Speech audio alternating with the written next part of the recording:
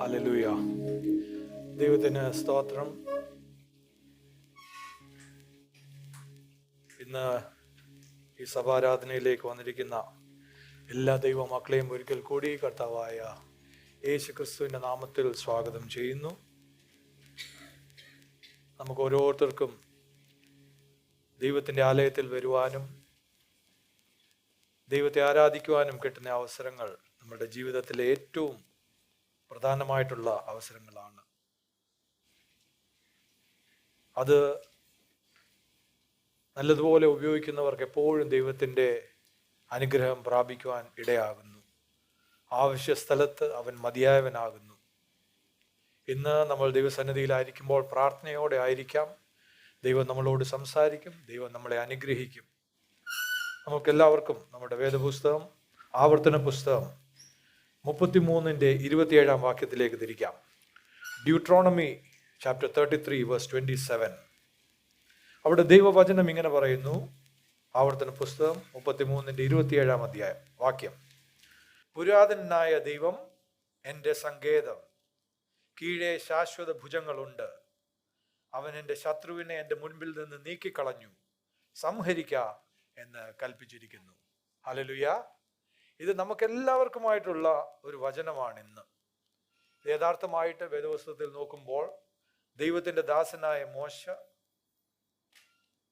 ദൈവമക്കളെ മിസ്രൈമിൽ നിന്ന് വിടുവിച്ചു കൊണ്ടുവന്ന് അവരെ വാഗ്ദത്ത ദേശത്തിൻ്റെ അടുത്ത് വരെ കൊണ്ടുവന്നിട്ട് മോശയുടെ അവസാനം വരുമ്പോൾ മോശ അവരുടെ മേൽ പ്രസ്താവിക്കുന്ന ഒരു അനുഗ്രഹമാണിത്. എല്ലാവരെയും അനുഗ്രഹിച്ചു. ഓരോ ട്രൈബിനെ പേര് വിളിച്ച് മോശ അനുഗ്രഹിക്കുകയാണ്.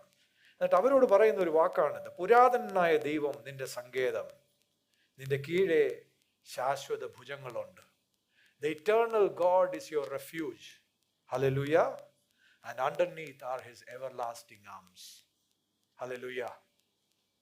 മോശ എന്ന് പറയുന്ന ആ വ്യക്തി യഥാർത്ഥമായിട്ട് ദൈവത്തോടു കൂടെ നടക്കുന്ന ആരംഭിക്കുമ്പോൾ ദൈവത്തെ മുഴുവനായിട്ട് അറിയത്തില്ലായിരുന്നു.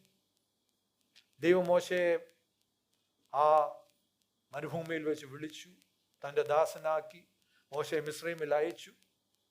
അപ്പോഴും മോശ ദൈവത്തിൻ്റെ എല്ലാ അത്ഭുതങ്ങളും കണ്ടിട്ടില്ലായിരുന്നു. എന്നാൽ മോശ ദൈവത്തെ സേവിച്ച് ദൈവത്തോടു കൂടെ നടന്ന് ഈ ഇസ്രായേൽ മക്കളെ മിസ്രൈമിൽ നിന്ന് നയിച്ച് കാനാൻ ദേശത്തിൻ്റെ വക്കോളം എത്തിക്കുമ്പോൾ മോശ വേറൊരു വ്യക്തിയായിരുന്നു. ഇപ്പോൾ മോശ പഴയതുപോലെ അല്ലായിരുന്നു. ആ ഒരു യാത്രയിൽ മോശയ്ക്ക് ദൈവത്തെ കൂടുതൽ മനസ്സിലാക്കുവാൻ കഴിഞ്ഞു. ആരാണ് യഥാർത്ഥമായിട്ട് ഈ ദൈവം? എന്താണ് ഈ ദൈവത്തിൻ്റെ ഉള്ളിലുള്ളത്? എങ്ങനെയുള്ള വ്യക്തിയാണ്? ആ ദൈവത്തെ മനസ്സിലാക്കുവാൻ മോശയ്ക്ക് കഴിഞ്ഞു. ദൈവം ചെയ്തിരുന്ന ഓരോ അത്ഭുതത്തിൽ കൂടിയും ഇസ്രായേൽ മക്കൾ കണ്ടത് ദൈവത്തിൻ്റെ പ്രവൃത്തിയാണ്. പക്ഷെ മോശ കണ്ടത് ദൈവത്തിൻ്റെ വഴികളെയാണ്. ഹല്ലേലൂയ. നമ്മുടെ ഓരോരുത്തരുടെയും ജീവിതത്തിൽ ദൈവം ഒരു അത്ഭുതം ചെയ്യുമ്പോൾ ഒന്നുകിൽ നാം കാണുന്നത് ദൈവത്തിൻ്റെ പ്രവൃത്തിയാണ്, അല്ലെങ്കിൽ നാം കാണുന്നത് ദൈവത്തിൻ്റെ വഴിയാണ്. അതുകൊണ്ടാണ് ഞാൻ എപ്പോഴും പറയുന്നത്, every miracle of God in the life of a child of God should help him to understand more about God. ദൈവം നമ്മളുടെ ജീവിതത്തിൽ ഓരോ അത്ഭുതം ചെയ്യുമ്പോഴും അത് ദൈവത്തെ കൂടുതൽ മനസ്സിലാക്കുവാനുള്ള ഒരു അവസരമായിരിക്കണം. അല്ലെങ്കിൽ ഇസ്രായേൽ മക്കളെ പോലെ പ്രവൃത്തി മാത്രം കണ്ട് അതിൻ്റെ പുറകെ നമ്മൾ ഓടും. ദൈവത്തെ നമ്മൾ ഒരിക്കലും മനസ്സിലാക്കുകയില്ല.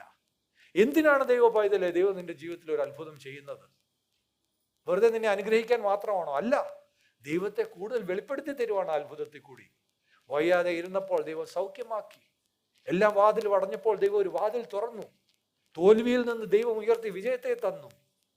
അതിൽ കൂടിയൊക്കെയും എന്താണെന്ന് നമ്മൾ യഥാർത്ഥമായിട്ട് ജീവിതത്തിൽ സംഭവിച്ചത്? പാസ്റ്റർ, എൻ്റെ ആവശ്യങ്ങളൊക്കെ നടന്നുപോയി. അങ്ങനെയെങ്കിൽ ഒരിക്കലും നാം ദൈവത്തെ മനസ്സിലാക്കുകയില്ല. എന്നാൽ അതിൽ കൂടി ദൈവത്തോട് കൂടുതൽ അടുക്കുമ്പോൾ, ദൈവമേ അങ്ങ് എന്താണ് ഇതിൽ കൂടി എന്നോട് പറയുന്നത്? ഓരോ പ്രാവശ്യം ദൈവം ഓരോന്ന് ചെയ്യുമ്പോഴും നന്ദി നിറഞ്ഞൊരു ഹൃദയത്തോടെ കൃതജ്ഞതയോടെ ദൈവം മുൻപാകെ നടക്കുമ്പോൾ ആ വ്യക്തിക്ക് ദൈവം തന്നെ വെളിപ്പെടുത്തി കൊടുക്കും. ഇസ്രായേൽ മക്കൾ ദൈവത്തിന്റെ പ്രവൃത്തിക്ക് പുറകെ പോയി ദൈവത്തെ മനസ്സിലാക്കിയില്ല. എന്നാൽ മോശ ഓരോ അത്ഭുതത്തിലും നോക്കിയത് ദൈവത്തിന്റെ വഴികളെയാണ്, ദൈവത്തെയാണ് നോക്കിയത്. കൂടുതൽ അങ്ങേ തന്നെ എനിക്ക് വെളിപ്പെടുത്തി തരണമേ. ആ മോശയാണ് ദൈവത്തെ പൂർണ്ണമായിട്ട് മനസ്സിലാക്കിയിട്ട് തൻ്റെ അവസാന കാലം വരുമ്പോൾ പറയുകയാണ്, The eternal God is our refuge. Hallelujah. പുരാതനനായ ദൈവം നിന്റെ സങ്കേതം. The eternal God, എല്ലാ കാലത്തും ഉണ്ടായിരുന്ന ദൈവം. The God who is eternal. ദൈവം ഇന്ന് വന്നതല്ല, ഇന്ന് പൊട്ടിമുളച്ചതല്ല. നമ്മൾ ആദ്യം എന്ന് പറയുന്നതിന് മുൻപേ ഉണ്ട് ദൈവം.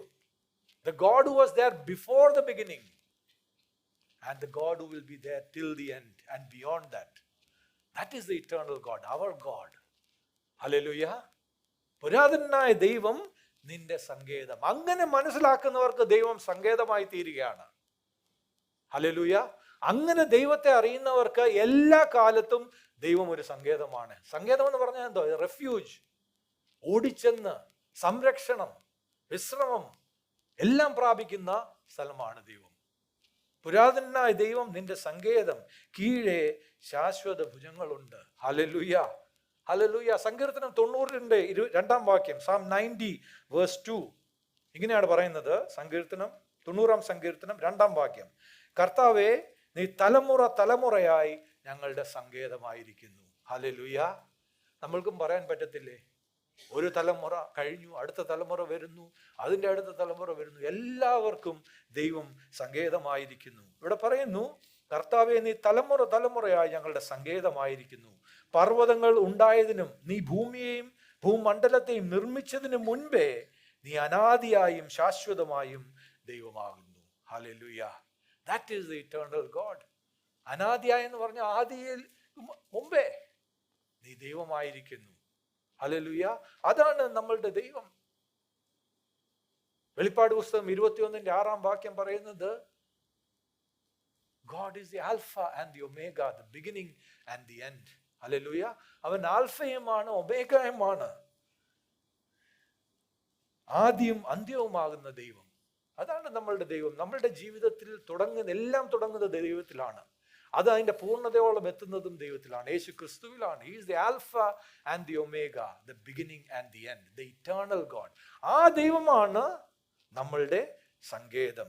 ഹല്ലേലൂയ. ദൈവം നിന്റെ സങ്കേതമാകുന്നു. സങ്കീർത്തനം 9 10 വാക്യങ്ങൾ, യഹോവ പീഡിതന് ഒരു അഭയസ്ഥാനം.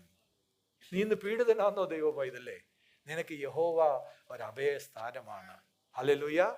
യഹോവ പീഡിതന് ഒരു അഭയസ്ഥാനം, കഷ്ടകാലത്ത് ഒരു അഭയസ്ഥാനം തന്നെ. ദൈവത്തെ അറിയുന്ന ഒരു ദൈവ പൈതലാണെങ്കിൽ നീ പീഡനത്തിന്റെ ഒരു അവസ്ഥയിൽ കൂടി കടന്നു പോകുമ്പോൾ നിന്റെ കഷ്ടകാലത്തിൽ നിനക്ക് യഹോവ ഒരു അഭയസ്ഥാനമായിരിക്കും.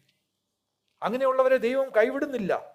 നിന്റെ നാമത്തെ, ദൈവത്തിന്റെ നാമത്തെ അറിയുന്നവർ ദൈവത്തിൽ ആശ്രയിക്കും. നിന്നെ അന്വേഷിക്കുന്നവരെ നീ ഉപേക്ഷിക്കുന്നില്ലല്ലോ. ഹല്ലേലൂയ. ദൈവത്തെ അന്വേഷിക്കുന്നവരെ ദൈവം ഉപേക്ഷിക്കുകയില്ല. അതായത് എല്ലാ കാലത്തും ദൈവത്തെ അന്വേഷിക്കുന്ന ഒരു വ്യക്തിക്ക് കഷ്ടകാലത്ത് യഹോവ ഒരു അഭയസ്ഥാനമാകും. അങ്ങനെയുള്ളവരെ ദൈവം ഉപേക്ഷിക്കുകയില്ല. ദൈവത്തെ അന്വേഷിക്കുന്നവരെ ദൈവം ഉപേക്ഷിക്കുകയില്ല. ചോദ്യം എന്താണെന്ന് അറിയാമോ? ദൈവത്തെ അന്വേഷിക്കുന്നുണ്ടോ? ദൈവത്തെ അന്വേഷിക്കുന്നുണ്ടോ? എന്നിട്ട് നമ്മൾ ചോദിക്കുക, യഹോവ എന്തുകൊണ്ടാണ് എൻ്റെ സങ്കേതമാകാത്തത്? എന്തുകൊണ്ടാണ് എൻ്റെ അഭയസ്ഥാനമാകാത്തത്? എന്തുകൊണ്ടാണ് എന്നെ ദൈവം ഉപേക്ഷിച്ചത്? സത്യമായിട്ട് ചോദിക്കേണ്ട ദൈവ പൈതലെ, നീ ദൈവത്തെ അന്വേഷിച്ചോ? നീ ദൈവത്തോടു കൂടെ ആയിരുന്നോ? ഇവിടെ പറയുന്നത് എന്തുവാ? നിന്റെ നാമത്തെ അറിയുന്നവർ നിങ്കിൽ ആശ്രയിക്കും. യഹോവേ നിന്നെ അന്വേഷിക്കുന്നവരെ നീ ഉപേക്ഷിക്കുന്നില്ലല്ലോ. If you are a person who seeks God, you will experience His presence, His power in your life, and He will never forsake you. ദൈവത്തെ അന്വേഷിക്കുന്നവരെ ദൈവം ഉപേക്ഷിക്കുകയില്ലെന്നാണ് പറയുന്നത്. നമ്മൾ പലപ്പോഴും ദൈവത്തെ അന്വേഷിക്കുന്നില്ല. പ്രയാസം വരുമ്പോൾ ദൈവത്തിലേക്ക് ഓടി വരികയാണ്. എന്നിട്ട് ചോദിക്കുക, ദൈവമേ നീ എവിടെയാണ്? എന്നാൽ ഓരോ ദിവസവും ദൈവത്തെ അന്വേഷിച്ച് ദൈവത്തോട് കൂടെ നടക്കുന്നവർക്ക് യഹോവ ഒരു അഭയസ്ഥാനമാണ്. കഷ്ടകാലത്ത് ഒരു അഭയസ്ഥാനം തന്നെ. നിന്നെ അന്വേഷിക്കുന്നവരെ ദൈവമേ നീ ഉപേക്ഷിക്കുന്നില്ലല്ലോ. ഇവിടെ അടുത്തായിട്ട് മോശ പറയുന്നത്, കീഴെ ശാശ്വത ഭുജങ്ങളുണ്ട്. Underneath are the everlasting arms. ദൈവമക്കളുടെ കീഴെ എപ്പോഴും നമ്മളെ തൻ്റെ കരങ്ങളിൽ ദൈവം വഹിച്ച് നമ്മളെ ഉയർത്തി നടത്തുന്നു. താൻ മിസ്രയീം ദേശത്ത് നിന്ന് തൻ്റെ മക്കളെ പുറത്തു കൊണ്ടുവന്നപ്പോൾ അവരോട് ദൈവം എന്താണ് പറയുന്നത്? പുറപ്പാട് പുസ്തകം 19 വാക്യത്തിൽ പറയുന്നത്, കഴുകന്റെ ചിറകിന്മേൽ വഹിച്ച് നിങ്ങളെ എൻ്റെ അടുക്കൽ വരുത്തിയെന്നാണ് പറയുന്നത്. ദൈവമക്കളെ, നമ്മളെ മിസ്രയീം ദേശത്ത് നിന്ന്, അതായത് സാത്താന്റെ പിടിയിൽ നിന്ന് പുറത്തു കൊണ്ടുവന്ന് ദൈവം എങ്ങനെയാണ് നമ്മളെ വഹിക്കുന്നത്? കഴുകൻ തൻ്റെ ചിറകിന്മേൽ കുഞ്ഞുങ്ങളെ വഹിച്ചു കൊണ്ടുപോകുന്നത് പോലെയാണ് ദൈവം നമ്മളെ വഹിച്ച് നമ്മളെ വാഗ്ദത്ത ദേശത്തേക്ക് കൊണ്ടുവരുന്നത്. Hallelujah. Underneath R his everlasting arms. ഇന്ന് നിനക്ക് തോന്നുന്നുണ്ടോ നീ വീണ് പോകുവാണെന്ന്? ഇന്ന് നിനക്ക് തോന്നുന്നുണ്ടോ നീ നിൽക്കുന്നതിൻ്റെ അടിയിൽ നിന്റെ നിലം മാറിപ്പോവുകയാണെന്ന്? ഞാൻ വീഴാൻ പോവുകയാണ് കർത്താവേ, ഞാൻ ഉദ്ദേശിച്ചതെല്ലാം തീർന്നു പോവുകയാണ് ദൈവമേ, എനിക്കിനി മുൻപോട്ട് വഴിയില്ല, എനിക്കൊരു മാർഗവുമില്ല എന്ന് ചിന്തിക്കുന്നുണ്ടെങ്കിൽ ദൈവ പൈതലേ, ഇന്ന് ദൈവം തൻ്റെ കരങ്ങളിൽ നിന്നെ വഹിക്കുന്നു. ഹല്ലേലൂയ. നീ നിരാശപ്പെടേണ്ട, ഭയപ്പെടേണ്ട, എല്ലാം കഴിഞ്ഞു പോയെന്ന് ചിന്തിക്കേണ്ട. ആ സ്ഥലത്തും you will experience the presence and the power of God in your life. എവിടെ നിന്ന് വരുമെന്ന് അറിയത്തില്ല, പക്ഷെ സഡനായിട്ട് നിനക്ക് അത് അനുഭവിക്കുവാൻ കഴിയും. ദൈവമേ, ഞാൻ കഴിഞ്ഞു പോയി എന്ന് ചിന്തിക്കുന്ന അതേ സ്ഥലത്ത് ദൈവം തൻ്റെ കരങ്ങളിൽ നിന്നെ ഉയർത്തുന്നത് നീ കാണും. അതുകൊണ്ടാണ് സങ്കീർത്തനം 91:11-12 പറയുന്നത്, നിന്റെ എല്ലാ വഴികളിലും നിന്നെ കാക്കേണ്ടതിന് അവൻ നിന്നെക്കുറിച്ച് തൻ്റെ ദൂതന്മാരോട് കൽപ്പിക്കും. നിന്റെ കാൽ കല്ലിൽ തട്ടിപ്പോകാതിരിക്കേണ്ടതിന് അവർ നിന്നെ കൈകളിൽ വഹിച്ചുകൊള്ളും. Hallelujah, hallelujah. എന്നെ എപ്പോഴും ദൈവം തൻ്റെ കരങ്ങളിൽ വഹിക്കുകയാണ്. അപ്പോൾ എനിക്ക് എന്തെങ്കിലും സംഭവിക്കുമോ? ഇത് നമുക്ക് ഓരോരുത്തർക്കും ചിന്തിക്കാവുന്നതാണ്. ഞാൻ എൻ്റെ ദൈവത്തോടു കൂടെ നടക്കുമ്പോൾ, ദൈവത്തെ അറിഞ്ഞ് ദൈവത്തെ അന്വേഷിച്ച് എൻ്റെ സങ്കേതമാക്കി നടക്കുമ്പോൾ കീഴെ ശാശ്വത ഭുജങ്ങളുണ്ട്. എന്നെ ഉയർത്തിപ്പിടിക്കുന്ന ദൈവ കരങ്ങളുണ്ട്. എൻ്റെ പ്രയാസങ്ങളിൽ, എൻ്റെ ബുദ്ധിമുട്ടുകളിൽ എന്നെ വഹിക്കുന്ന, എന്നെ കരുതുന്ന, എന്നെ ചേർത്ത് പിടിക്കുന്ന, എന്നെ ഉയർത്തുന്ന എൻ്റെ ദൈവമുണ്ട്. Hallelujah, hallelujah. ആ ഒരു ദൈവത്തെയാണ് നാം വിളിച്ച് അപേക്ഷിക്കുന്നത്. ആ ദൈവത്തിലാണ് നമ്മളുടെ ആശ്രയം വെക്കുന്നത്. യഥാർത്ഥമായിട്ട് ഒരു വ്യക്തി വീണ്ടും ജനിക്കുമ്പോൾ എന്താണ് സംഭവിക്കുന്നത്? അന്ധകാരത്തിൻ്റെ രാജ്യത്തിൽ നിന്ന്, സാത്താൻ്റെ ബന്ധനത്തിൽ നിന്ന്, അടിമത്തത്തിൽ നിന്ന് നമ്മളെ യേശു ക്രിസ്തുവിൽ കൂടി വിടുവിച്ച് സ്വർഗരാജ്യത്തിലേക്ക് കൊണ്ടുവരികയാണ് ദൈവം ചെയ്യുന്നത്. ഇതുവരെ അന്ധകാരത്തിൽ, ദ കിങ്ഡം ഓഫ് ഡാർക്ക്നെസ്, കൊലോസ്യർ 1:13-14 വാക്യങ്ങൾ വായിച്ചാൽ അത് മനസ്സിലാക്കുവാൻ കഴിയും. ഇവിടെ എന്താണ് പറയുന്നത്? നമ്മെ ഇരുട്ടിൻ്റെ അധികാരത്തിൽ നിന്ന് വിടുവിച്ച്, എവിടുന്നാണ്? നമ്മെ ഇരുട്ടിൻ്റെ അധികാരത്തിൽ നിന്ന് വിടുവിച്ച് തൻ്റെ സ്നേഹസ്വരൂപനായ പുത്രൻ്റെ രാജ്യത്തിലാക്കി വെക്കുകയും ചെയ്ത പിതാവിന് സന്തോഷത്തോടെ സ്തോത്രം ചെയ്യുന്നവരാകണം എന്ന് അപേക്ഷിക്കുന്നു. അവനിൽ നമുക്ക്, ആരാണ് അവൻ? യേശു ക്രിസ്തുവിൽ നമുക്ക് പാപമോചനമെന്ന വീണ്ടെടുപ്പുണ്ട്. എന്താണ് ദൈവം യേശു ക്രിസ്തുവിൽ കൂടി ചെയ്തത്?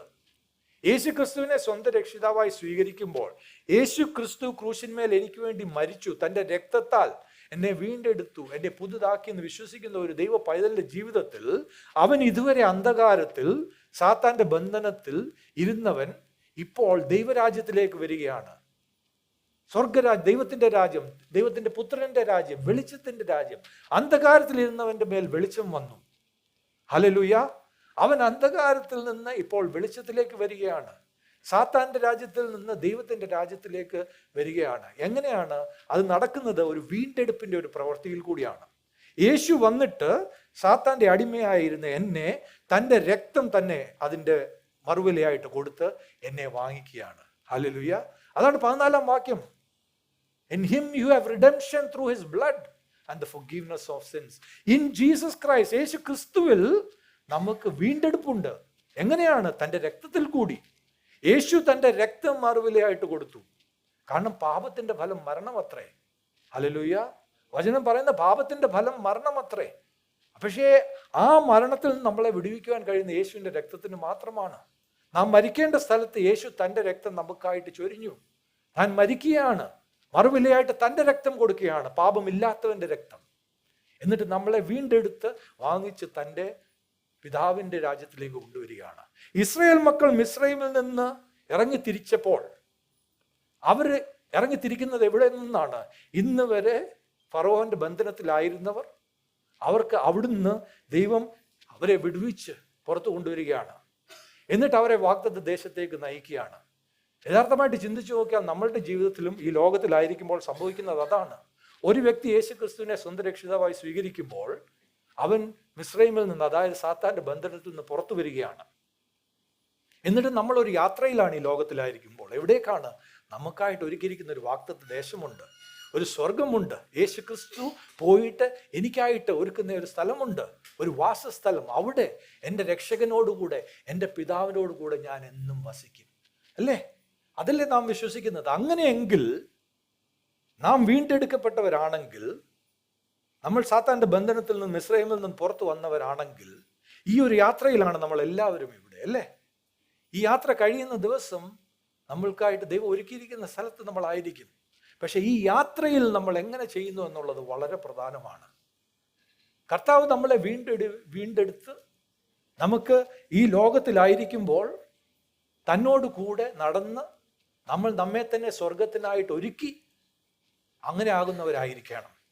അല്ലാതെ ഞാൻ വീണ്ടും ജനിച്ചു കഴിഞ്ഞ് ഇനി എങ്ങനെയല്ലോ അങ്ങ് ജീവിക്കുക. ഞാൻ പറയട്ടെ, നിങ്ങളുടെ രക്ഷയുടെ അനുഭവം നിങ്ങൾക്ക് നഷ്ടമാവാം. വീണ്ടും ജനിച്ച ഒരു വ്യക്തി പിന്നെയും പഴയതിലേക്ക് പോയി കഴിഞ്ഞാൽ നിന്റെ രക്ഷയുടെ അനുഭവം നിനക്ക് നഷ്ടപ്പെടും. എങ്ങനെയെങ്കിലും എന്ത് തോന്നിവാസം കാണിച്ച് സ്വർഗത്തിലെത്തുമെന്ന് ആരും വിചാരിക്കണ്ട. അതുകൊണ്ടാണ് യേശു പറഞ്ഞത്, അന്ന് അനേകർ പറയും, കർത്താവെ ഞാൻ നിന്നെ ദൈവമേ കർത്താവെ എന്ന് വിളിച്ചില്ലേ? പക്ഷേ കർത്താവ് പറയുന്നത്, നിന്നെ എനിക്കറിയത്തില്ല. അങ്ങനെയുള്ളവരാകരുത്. നാം ഈ ലോകത്തിൽ ജീവിക്കുമ്പോൾ 2 കൊരിന്ത്യർ 4:18 പറയുന്നത് എന്താണ്? കാണുന്നതിനെ അല്ല, കാണാത്തതിനെ അത്രേ ഞങ്ങൾ നോക്കിക്കൊണ്ടിരിക്കുന്നത്. കാണുന്നത് താൽക്കാലികം, കാണാത്തതോ നിത്യം. ഹല്ലേലൂയ. ഈ ലോകത്തിൽ സാത്താന്റെ ബന്ധനത്തിൽ നിന്ന് പുറത്തു വരുന്ന നമ്മൾ ഈ ലോകത്തിൽ ഈ ഒരു യാത്രയിലാണെങ്കിൽ, സ്വർഗത്തിലേക്കുള്ള യാത്രയിലാണെങ്കിൽ, നമ്മൾക്കൊരു പുതിയ കാഴ്ചപ്പാട് ആവശ്യമാണ്, ഒരു പുതിയ ചിന്താരീതി ആവശ്യമാണ്. എല്ലാ കാര്യങ്ങളും സ്വർഗത്തിന്റെ കണ്ണുകളിൽ കൂടി കാണേണ്ടത് ആവശ്യമാണ്.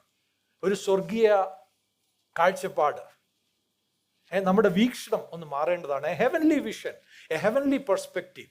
നമ്മളുടെ ജീവിതത്തിൽ നടക്കുന്ന എല്ലാ കാര്യങ്ങളിലും നമ്മൾ ആത്മീയമായിട്ട് ചിന്തിക്കേണ്ടത് ആവശ്യമാണ്. ഞാനൊന്ന് ചോദിക്കട്ടെ, ദൈവ പൈതലേ, മക്കളെ, നമ്മൾ എത്ര പേര് നമ്മളുടെ ജീവിതത്തിൽ നടക്കുന്ന കാര്യങ്ങളിൽ ആത്മീയമായിട്ട് നമ്മൾ ചിന്തിക്കുന്നുണ്ട്? നമ്മൾക്ക് അനുഗ്രഹം ലഭിക്കുന്നു, വെരി ഹാപ്പി. പക്ഷേ ആ അനുഗ്രഹത്തിൽ കൂടി ആത്മീയമായിട്ട് എന്തെങ്കിലും ദൈവം വെളിപ്പെടുത്തുവാൻ ആഗ്രഹിക്കുന്നുണ്ടോ എന്ന് ചിന്തിച്ചിട്ടുണ്ടോ? കഷ്ടതകളിൽ കൂടി കടന്നു പോകുമ്പോൾ ഉടനെ മറുവശമായി വളരെ ഹാപ്പി ആയിരുന്ന ആൾ ഇപ്പോൾ ഏറ്റവും ഡിപ്രസ്ഡ്, ഏറ്റവും നിരാശനാണ്. പക്ഷെ അന്നേരം ചോദിക്കുന്നുണ്ടോ, ദൈവമേ നീ എന്നെ ഈ ഒരു താഴ്വരയിൽ കൂടി നടത്തുകയാണെങ്കിൽ എന്നോട് ഇതിൽ കൂടി എന്തെങ്കിലും വെളിപ്പെടുത്തുവാൻ ശ്രമിക്കുകയാണോ എന്ന് നമ്മൾ ചോദിക്കാറുണ്ടോ? അതാണ് യഥാർത്ഥമായിട്ട് ഒരു സ്വർഗീയ കാഴ്ചപ്പാടെന്ന് പറയുന്നത്. എല്ലാ കാര്യങ്ങളിലും ആത്മീയമായിട്ടുള്ളതിനെ നാം മനസ്സിലാക്കണം ആദ്യമേ. പക്ഷെ നമ്മൾ പലപ്പോഴും ദൈവമക്കൾ എന്താണ് ചെയ്യുന്നത്? അനുഗ്രഹത്തിന്റെ പുറകെ ഒരു ഓട്ടമാണ്. ദൈവം ഇത് തന്നില്ല, ഞാൻ ഭയങ്കര സങ്കടത്തില്ല. ദൈവം തന്നു, ഭയങ്കര സന്തോഷത്തില്ല. പക്ഷെ ഇതിൻ്റെ അകത്തെ ആത്മീയമായിട്ടുള്ളതിനെ നാം മനസ്സിലാക്കുന്നില്ല. ദൈവമക്കളുടെ ജീവിതത്തിൽ നടക്കുന്ന എല്ലാ കാര്യങ്ങളിലും ആത്മീയമായിട്ടുള്ള ഒരു കാഴ്ചപ്പാട് ഉണ്ടാകണം ആദ്യമേ. അങ്ങനെ ആകുമ്പോഴാണ് ദൈവത്തിന്റെ ഹിതം യഥാർത്ഥമായിട്ട് നമ്മളുടെ ജീവിതത്തിൽ നിറവേറുവാൻ ഇടയാകുന്നത്. പലപ്പോഴും നമ്മളുടെ ഹൃദയങ്ങളെ നാം ദൈവത്തിന് തുറന്നു കൊടുക്കുന്നില്ല. നമ്മുടെ ഹൃദയം കഠിനമായി പോവുകയാണ്.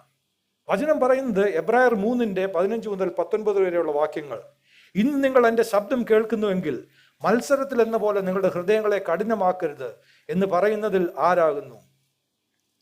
കേട്ടിട്ട് മത്സരിച്ചവർ, മിസ്രയീമിൽ നിന്ന് മോശ മുഖാന്തരം പുറപ്പെട്ടു വന്നവർ എല്ലാവരുമല്ലോ.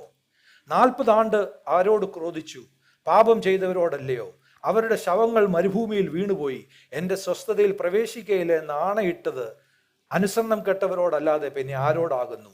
ഇങ്ങനെ അവിശ്വാസം നിമിത്തം അവർക്ക് പ്രവേശിപ്പാൻ കഴിഞ്ഞില്ല എന്ന് നാം കാണുന്നു. എന്താണ് ഇവിടെ പറയുന്നത്? മിസ്രയീമിൽ നിന്ന് പുറപ്പെട്ട അനേകർ ദൈവത്തിന്റെ വാഗ്ദത്ത ദേശത്ത് പ്രവേശിച്ചില്ല. എന്തുകൊണ്ടാണ്? ഹൃദയകാഠിന്യം കാരണം. ദൈവം വീണ്ടും വീണ്ടും അവരുടെ ജീവിതത്തിൽ ചെയ്ത അത്ഭുതങ്ങളിൽ കൂടി, പ്രവൃത്തിയിൽ കൂടി അവരോട് സംസാരിക്കുവാൻ ശ്രമിക്കുകയായിരുന്നു. പക്ഷേ അവരുടെ ഹൃദയം കഠിനമായിരുന്നു. അതുകൊണ്ട് അവർക്ക് ദൈവത്തെ മനസ്സിലാക്കുവാൻ കഴിഞ്ഞില്ല. അവർ വാഗ്ദത്ത ദേശത്ത് പ്രവേശിച്ചുമില്ല. ദൈവമക്കളെ, ഇന്നും അത് സംഭവിക്കാം. നമ്മളുടെ ജീവിതത്തിൽ നമ്മൾ ദൈവത്തിന് നമ്മുടെ ഹൃദയത്തെ തുറന്നു കൊടുക്കേണ്ടത് ആവശ്യമാണ്. ക്രിസ്തു യേശുവിൽ കൂടിയാണ് നാം വീണ്ടെടുക്കപ്പെട്ടതെങ്കിൽ ക്രിസ്തു യേശുവിൽ കൂടി മാത്രമേ നമുക്ക് സ്വർഗരാജ്യത്തിൽ പ്രവേശിക്കുവാനും കഴിയുകയുള്ളൂ. മനസ്സിലാവുന്നുണ്ടോ? അതിൻ്റെ അർത്ഥം എന്തുവാണ്? നാം ക്രിസ്തു യേശുവിൽ കൂടി വീണ്ടെടുക്കപ്പെട്ടവരാണെങ്കിൽ ഓരോ ദിവസവും ക്രിസ്തു യേശുവിൽ നാം എന്താണ് അത് മനസ്സിലാക്കി ജീവിക്കേണ്ടത് ആവശ്യമാണ്. അപ്പോസ്തല പ്രവർത്തികൾ 17:28 പറയുന്നു, Acts 17:28, in him we live and move and have our being. എന്താണ് പറയുന്നത്? അവനിലല്ലോ നാം ജീവിക്കുകയും ചരിക്കുകയും ഇരിക്കുകയും ചെയ്യുന്നത്. യേശു ക്രിസ്തുവിലാണ് നാം ജീവിക്കുന്നത്. അതിൻ്റെ അർത്ഥം എന്തുവാണ്? യേശു എങ്ങനെയാണോ അതുപോലെ ആയിരിക്കണം നമ്മൾ. യേശുവുമായിട്ട് ഒന്നായിരിക്കണം. It is in union with Christ that you truly experience what God has called you to be. ആ ഒരു യൂണിയൻ, ആ ഒരു ഒരുമ എല്ലാ രീതിയിലും മോർ ആൻഡ് മോർ. അതുകൊണ്ടാണ് കൂടുതൽ കൂടുതൽ യേശുക്രിസ്തു എന്നിൽ വെളിപ്പെടണം. ഞാനോ കുറയണം, അവനോ വളരണം. Hallelujah. He must increase and I must decrease. അതായിരിക്കണം നമ്മളുടെ മനോഭാവം. അതാണ് വചനം പറയുന്നത് 2 കൊരിന്ത്യർ 1:20. ദൈവത്തിന്റെ വാഗ്ദത്തങ്ങൾ എത്ര ഉണ്ടെങ്കിലും അവനിൽ ഉവ്വ് തന്നെ. അതുകൊണ്ട് ഞങ്ങളാൽ ദൈവത്തിന് മഹത്വം ഉണ്ടാകുമാറ് അവനിൽ ആമേൻ എന്നും തന്നെ. All the promises of God in Christ are yes and amen. ദൈവത്തിന്റെ എല്ലാ വാഗ്ദത്തങ്ങളും ആരിലാണ്? യേശു ക്രിസ്തുവിലാണ് yes and amen എന്ന് പറയുന്നത്. അതായത് ദൈവ പൈതൽ ക്രിസ്തു യേശുവിൽ ആയിരിക്കുന്നതിൽ കൂടി, ക്രിസ്തു യേശുവുമായിട്ട് ഒന്നായിരിക്കുന്നതിൽ കൂടിയാണ് ദൈവത്തിന്റെ വാഗ്ദത്തങ്ങളെല്ലാം നമ്മളുടെ ജീവിതത്തിൽ നിറവേറ്റപ്പെടുന്നത്. അല്ലാതെ യേശുവുമായിട്ടൊരു ബന്ധവുമില്ല, ഈ ലോകരീതിയിൽ നടന്ന് ലോകത്തിന്റെ പകുതി ലോകം നമ്മുടെ ഉള്ളില്, പകുതി കർത്താവിന്റെ കാര്യങ്ങളുടെ ഉള്ളിൽ, അങ്ങനെ ആകുമ്പോൾ ദൈവത്തിന്റെ വാഗ്ദത്തം നിറവേറുകയില്ല.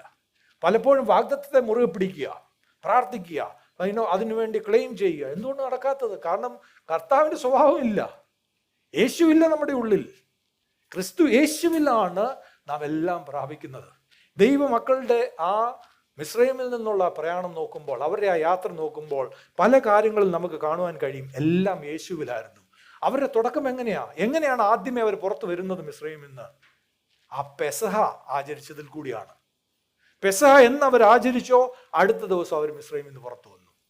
ആ പെസഹ ആചരിക്കുന്നത് എങ്ങനെയാണ്? പുറപ്പാട് പുസ്തകം 12 നോക്കുമ്പോൾ ദൈവം മോശയോട് കൽപ്പിക്കുകയാണ്. 1 മുതൽ 6 വരെയുള്ള വാക്യങ്ങൾ നോക്കുമ്പോൾ, പുറപ്പാട് 12 1 മുതൽ 6 വരെ മനസ്സിലാക്കുക.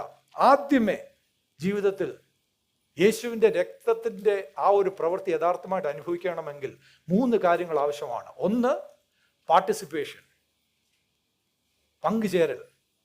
2, നമ്മൾ ദൈവത്തിൻ്റെ സംരക്ഷണം അനുഭവിക്കും, protection. So participation, protection and provision through the blood of Jesus. ഇവിടെ എന്താണ് സംഭവിച്ചത്? ആദ്യമേ പാർട്ടിസിപ്പേഷൻ. ദൈവം മോശയോട് പറഞ്ഞു, പുറപ്പാട് 12 1 മുതൽ 6 വരെ ആദ്യമേ പറയുന്നു, അതത് കുടുംബത്തിന് ഒരാട്ടിൻകുട്ടി വീതം ഓരോരുത്തൻ ഓരോ ആട്ടിൻകുട്ടിയെ എടുക്കണം. അതായത് എൻ്റെ കുടുംബത്തിൽ യേശുവിൻ്റെ കൂടി ദൈവം തരുന്നത് എല്ലാം അനുഭവിക്കണമെങ്കിൽ എൻ്റെ കുടുംബത്തിൽ യേശു ഇന്ന് ജീവൻ ഉണ്ടാകണം, ഇന്ന് ജീവിക്കണം. അല്ലെങ്കിൽ ഇന്ന് യേശു എനിക്ക് റിയൽ ആകണം. അല്ലാതെ അപ്പുറത്തെ കുടുംബത്തിലെ യേശു അല്ല, എൻ്റെ യേശു. ഹല്ലേലൂയ. എൻ്റെ അപ്പൻ്റെ യേശു അല്ല, എൻ്റെ യേശു. മക്കളെ, കുഞ്ഞുങ്ങളെ, don't let God B the God of your father or your mother. Let God be your God. Hallelujah. ഓരോരുത്തൻ തനിക്കായിട്ട് ഒരു ആട്ടിൻകുട്ടി എടുക്കണം. യേശു എനിക്കായിട്ട്. ഇവിടെ പറയുന്നു, അതത് കുടുംബത്തിന് ഒരു ആട്ടിൻകുട്ടി വീതം ഓരോരുത്തൻ ഓരോ ആട്ടിൻകുട്ടിയെ എടുക്കണം. ആ ആട്ടിൻകുട്ടി എങ്ങനെയുള്ളതായിരിക്കണം? 5-ാം വാക്യം, ആട്ടിൻകുട്ടി ഊനമില്ലാത്തതായിരിക്കണം, എ ലാംബ് വിത്തൗട്ട് ബ്ലെമിഷ്. എന്നിട്ട് എന്ത് ചെയ്യണം? 8-ാം വാക്യത്തിൽ പറയുന്നു, അന്ന് രാത്രി അവർ തീയിൽ ചുട്ടതായ മാംസവും പുളിപ്പില്ലാത്ത അപ്പവും തിന്നണം. അതിൻ്റെ അർത്ഥം എന്തുവാണ്? ആ ആട്ടിൻകുട്ടിയെ കൊന്നിട്ട് ആ ആട്ടിൻകുട്ടിയെ തിന്നണം. That is participation. ആ പെസഹ കുഞ്ഞാടിനെ കഴിക്കുമ്പോൾ എന്താണ് അതിൻ്റെ അർത്ഥം? യൂണിയൻ. അത് പങ്കുചേരുകയാണ്. ആ പെസഹ കുഞ്ഞാട് എൻ്റെ ഉള്ളിൽ വരികയാണ് അല്ലേ? ആദ്യമേ പാർട്ടിസിപ്പേഷൻ. അങ്ങനെ അവർ ചെയ്തപ്പോൾ ദൈവം പറയുകയാണ്, അടുത്തതായിട്ട് ദൈവത്തിൻ്റെ സംരക്ഷണം വരും. ആ ഭവനത്തിൽ എവിടെ ആട്ടിൻകുട്ടിയെ കൊന്നോ, എവിടെ അതിനെ ഭക്ഷിച്ചുവോ, ആ ഭവനത്തിൽ നിങ്ങൾ ഭക്ഷിച്ചു കഴിഞ്ഞിട്ട് അതിൻ്റെ രക്തമെടുത്ത്, എന്താണ് പറയുന്നത്? പുറപ്പാട് 12 7 മുതലുള്ള വാക്യങ്ങൾ, അതിൻ്റെ രക്തം കുറെ എടുത്ത്. ഏതിൻ്റെ രക്തമാണ്? നിങ്ങൾ ഭക്ഷിച്ച ആ കുഞ്ഞാടിൻ്റെ രക്തം. ഹല്ലേലൂയ. കുഞ്ഞാടിനെ ഭക്ഷിച്ചില്ലെങ്കിൽ അതിൻ്റെ രക്തത്തിൽ ഒരു ശക്തിയുമില്ല. If you don't partake of Jesus, his blood will have no power in your life. Hallelujah. Hallelujah. കുഞ്ഞാടിനെ ആദ്യമേ ഭക്ഷിക്കണം. എന്നിട്ട് പറയുകയാണ്, അതിൻ്റെ രക്തം കുറെ എടുത്ത് തങ്ങൾ തിന്നുന്ന, പറഞ്ഞാട്ടെ, തങ്ങൾ തിന്നുന്ന വീടുകളുടെ വാതിലിൻ്റെ കട്ടളക്കാൽ 2-ന്മേലും കുറുമ്പടിമേലും പുരട്ടണം. തിന്നില്ലെങ്കിൽ പുരട്ടുകയേ വേണ്ട, ഒരു കാര്യവുമില്ല. വ്യക്തമായിട്ട് പറയുകയാണ്, അതിൻ്റെ രക്തം കുറെ എടുത്ത് തങ്ങൾ തിന്നുന്ന വീടുകളുടെ വാതിലിൻ്റെ കട്ടളക്കാൽ 2-ന്മേലും കുറുമ്പടിമേലും പുരട്ടണം. 13-ാം വാക്യം, നിങ്ങൾ പാർക്കുന്ന വീടുകളിന്മേൽ രക്തം അടയാളമായിരിക്കും.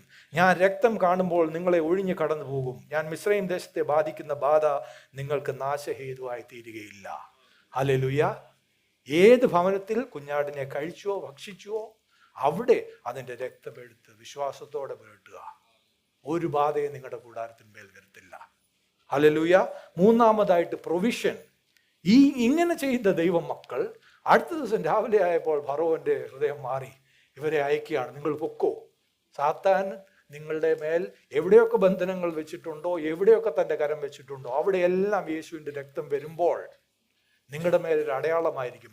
തൻ്റെ കരം സാത്താൻ എടുക്കേണ്ടി വരും. ഹല്ലേലൂയ. മിസ്രൈമിൽ നിന്ന് ഇസ്രായേൽ മക്കൾ പുറപ്പെട്ടപ്പോൾ എങ്ങനെ പുറപ്പെട്ടത്? With every provision of God in their life. ഇവിടെ പറയുന്നു പുറപ്പാട് 12:35-36 വാക്യങ്ങൾ. ഇസ്രായേൽ മക്കൾ മോശയുടെ വചനം അനുസരിച്ച് മിസ്രൈമ്യരോട് വെള്ളിയാഭരണങ്ങളും പൊന്നാഭരണങ്ങളും വസ്ത്രങ്ങളും ചോദിച്ചു. അതായത് ഇതുവരെ അവരെ അടിമത്തത്തിലാക്കി വെച്ചിരുന്നവരോട് ഇപ്പം പറയുക, തന്നാട്ടെ, വെള്ളിതാ, സ്വർണം താ, വസ്ത്രം താ. ആരോടാ പറയുന്നത്? എന്നെ അടിമയാക്കി വെച്ചവനോടാ ഞാൻ ചോദിക്കുന്നത്. സാത്താൻ നിങ്ങളെ എവിടെ അടിമയാക്കി വെച്ചോ അതേ സ്ഥലത്ത് നിങ്ങൾക്കെല്ലാം തിരിച്ചു പിടിക്കുവാൻ കഴിയും യേശുവിൻ്റെ രക്തത്തിൽ കൂടി. ഹല്ലേലൂയ. ഇവിടെ പറയുന്നു ഇസ്രായേൽ മക്കൾ മോശയുടെ വചനം അനുസരിച്ച് മിസ്രൈമരോട് വെള്ളിയാഭരണങ്ങളും പൊന്നാഭരണങ്ങളും വസ്ത്രങ്ങളും ചോദിച്ചു. യഹോവ മിസ്രൈമർക്ക് ജനത്തോട് കൃപ തോന്നിച്ചതുകൊണ്ട് അവർ ചോദിച്ചതൊക്കെയും അവർ അവർക്ക് കൊടുത്തു. അങ്ങനെ അവർ മിസ്രൈമരെ കൊള്ളയിട്ടു. ഹല്ലേലൂയ. ഹല്ലേലൂയ. സാത്താനെ കൊള്ളയിടാൻ പറ്റും. അങ്ങനെയാണ് അവർ അവിടെ നിന്ന് ഇറങ്ങിയത്. എങ്ങനെയാണ്? ആദ്യമേ യേശുവിൻ്റെ രക്തത്തിൻ്റെ മറവിൽ നിന്നുകൊണ്ട്. ഹല്ലേലൂയ. അതുകൊണ്ട് മനസ്സിലാക്കുക, മിസ്രയീം ദേശത്ത് നിന്ന് ദൈവമക്കൾ പുറത്തു വരുമ്പോൾ ആദ്യമായിട്ട് കാണുന്ന പ്രവൃത്തി എന്താണ്? കുഞ്ഞാടിൻ്റെ രക്തം. ഹല്ലേലൂയ. കളങ്കമില്ലാത്ത കുഞ്ഞാട്, എനിക്കായിട്ട്, ഓരോ കുടുംബത്തിനായിട്ടൊരു കുഞ്ഞാട്. ആ കുഞ്ഞാടിൻ്റെ ആ ഒരു രക്തത്തിൽ കൂടിയാണ് അവർ യാത്ര തുടങ്ങുന്നത്. നമ്മളുടെയും യാത്ര തുടങ്ങിയത് അങ്ങനെയാണ്, അല്ലേ? അങ്ങനെയാണ് നമ്മളുടെ ഈ ലോകത്തിലെ അന്ധകാരത്തിൽ നിന്ന് ദൈവത്തിൻ്റെ രാജ്യത്തിലേക്കുള്ള യാത്ര തുടങ്ങുന്നത്. രണ്ടാമതായിട്ട് അവർ മുൻപോട്ട് പോകുമ്പോൾ നമ്മൾ എന്താണ് കാണുന്നത്? ഇവിടെ അവർ ചെയ്തിരുന്ന എല്ലാ കാര്യത്തിലും ക്രിസ്തു യേശു വെളിപ്പെടുന്നുണ്ട്. മിസ്രയീമിൽ നിന്ന് ദൈവം തൻ്റെ ജനത്തെ പുറത്തു കൊണ്ടുവന്ന് വാഗ്ദത്ത ദേശത്തേക്ക് നയിക്കുന്ന കാര്യങ്ങളിൽ വീണ്ടും വീണ്ടും ക്രിസ്തുവിനെ വെളിപ്പെടുത്തി തരികയാണ്. അതിൻ്റെ അർത്ഥം എന്താണ്? ക്രിസ്തു യേശുവിൽ കൂടിയാണ് നമ്മളുടെ യാത്ര മുഴുവൻ. തുടക്കം മുതൽ അവസാനം വരെയും ക്രിസ്തു യേശുവിലാണെല്ലാം. 1 കൊരിന്ത്യർ 5:7 വാക്യം പറയുന്നു, നമ്മുടെ പെസഹ കുഞ്ഞാട് അറുക്കപ്പെട്ടിരിക്കുന്നു. ആരാണ് നമ്മുടെ പെസഹ കുഞ്ഞാട്? ക്രിസ്തു യേശു തന്നെ. Christ himself is our passover lamb. Hallelujah. യേശു ക്രിസ്തു ആയിരുന്നു ആ കുഞ്ഞാട്, അവിടെ അറക്കപ്പെട്ട കുഞ്ഞാട്. രണ്ടാമതായിട്ട് ഈ ജനം മുൻപോട്ട് വരുമ്പോൾ ഇവർ മാറ എന്ന് പറയുന്ന സ്ഥലത്ത് എത്തുകയാണ്. പുറപ്പാട് പുസ്തകം 15:22-25 വരെയുള്ള വാക്യങ്ങൾ. ഇവർ മാറ എന്ന സ്ഥലത്തെത്തിയാണ്. വചനം പറയുന്നു, അനന്തരം മോശ ഇസ്രായേലിനെ ചെങ്കടലിൽ നിന്ന് പ്രയാണം ചെയ്യിച്ചു. അവർ ശൂർ മരുഭൂമിയിൽ ചെന്നു. 3 ദിവസം മരുഭൂമിയിൽ വെള്ളം കിട്ടാതെ സഞ്ചരിച്ചു. മാറയിൽ എത്തിയാറെ മാറയിലെ വെള്ളം കുടിപ്പാൻ അവർക്ക് കഴിഞ്ഞില്ല, അത് കയ്പുള്ളതായിരുന്നു. അതുകൊണ്ട് അതിന് മാറ എന്ന് പേരിട്ടു. ദൈവമക്കളെ, നമ്മൾ ഈ ലോകത്തിൽ കൂടി പ്രയാണം ചെയ്യുമ്പോൾ ചിലപ്പോൾ നമ്മളുടെ ജീവിതത്തിൽ കയ്പിൻ്റെ ഒരവസ്ഥ വരും. നമ്മുടെ ബന്ധങ്ങളിൽ, മറ്റുള്ളവരുമായിട്ടുള്ള ബന്ധങ്ങളിൽ, നമ്മുടെ ജീവിതത്തെ സാഹചര്യങ്ങളിൽ, അവസ്ഥകളിൽ നമ്മൾ ചിന്തിക്കും, ദൈവമേ എന്താണിത്? ഇത് കയ്ക്കുന്നല്ലോ, എൻ്റെ ജീവിതത്തിൽ എന്തുകൊണ്ട് ഇത് വന്നു? ഈ ഒരു പ്രശ്നം, ഈ ഒരു വിഷയം, അതിനെ ഒരു വലിയൊരു കയ്പിൻ്റെ അനുഭവമാണല്ലോ കർത്താവേ, എനിക്കതങ്ങോട്ട് ഇറക്കുവാൻ കഴിയുന്നില്ല. ഈ ഒരു വ്യക്തി സംസാരിച്ച ഒരു വാക്ക്, അല്ലെങ്കിൽ ഇവർ ചിന്തിക്കുന്ന ഈ ചിന്ത, ഇതെങ്ങോട്ടാണ് ദൈവമേ പോകുന്നത്? വല്ലാത്തൊരു കയ്പിൻ്റെ അവസ്ഥയാണല്ലോ. ഇന്ന് നിങ്ങൾ അങ്ങനെ ഒരു അവസ്ഥയിൽ കൂടെ കടന്നു പോകുമായിരിക്കാം. അവിടെയും ക്രിസ്തുവാണ് നമുക്ക് ആവശ്യമായിട്ടുള്ളത്. ഇവിടെ പറയുന്നു, എന്തു പറ്റി? അവർ കയ്പുള്ളതായിരുന്നു ആ വെള്ളം. അപ്പോൾ ജനം, 24 വാക്യം, ഞങ്ങൾ എന്ത് കുടിക്കുമെന്ന് പറഞ്ഞ് മോശയുടെ നേരെ പിറുപിറുത്തു. അവൻ യഹോവയോട് അപേക്ഷിച്ചു. യഹോവ അവനൊരു വൃക്ഷം കാണിച്ചു കൊടുത്തു. അവനത് വെള്ളത്തിലിട്ടപ്പോൾ വെള്ളം മധുരമായി തീർന്നു. Hallelujah, hallelujah. ദൈവം അവനൊരു വൃക്ഷം കാണിച്ചു കൊടുത്തു. ആ വൃക്ഷത്തെ വെട്ടി ആ വെള്ളത്തിലിട്ടപ്പോൾ ആ വെള്ളം മധുരമായി തീർന്നു. കാൽവറി ക്രൂശിൽ ഒരു വൃക്ഷമുണ്ട്. ആ ക്രൂശിന്മേൽ നമുക്കായിട്ട് മരിച്ച രക്ഷകൻ. There is the Calvary's tree where Jesus, your Savior, died for you and me. നിങ്ങളുടെ ജീവിതത്തിലെ കയ്പിൻ്റെ അവസ്ഥ എന്തു തന്നെ ആയിക്കൊള്ളട്ടെ, ഇന്ന് അവിടേക്ക് കാൽവറിയിൽ നിങ്ങൾക്കായിട്ട് മരിച്ച ആ രക്ഷകനെ നിങ്ങൾ കൊണ്ടുവരുന്നെങ്കിൽ ഇവിടെ സംഭവിച്ചതുപോലെ ആ കയ്പുള്ള വെള്ളം മധുരമായി തീരും. ഹല്ലേലൂയ. ആ കയ്പിൻ്റെ അവസ്ഥ ദൈവം നിങ്ങൾക്ക് മധുരമാക്കി തരും.